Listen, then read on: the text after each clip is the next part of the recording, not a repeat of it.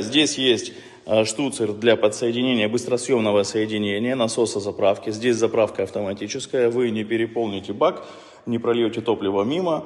И это очень важно на самом деле, не переполнить бак. Я дальше объясню почему. Здесь есть вентиляционные решетки, через которые не видно внутренности камина с одной и с другой стороны. За крышкой вы тоже не видите такой щели, как в первом варианте. Вот. И линия огня, она практически посередине.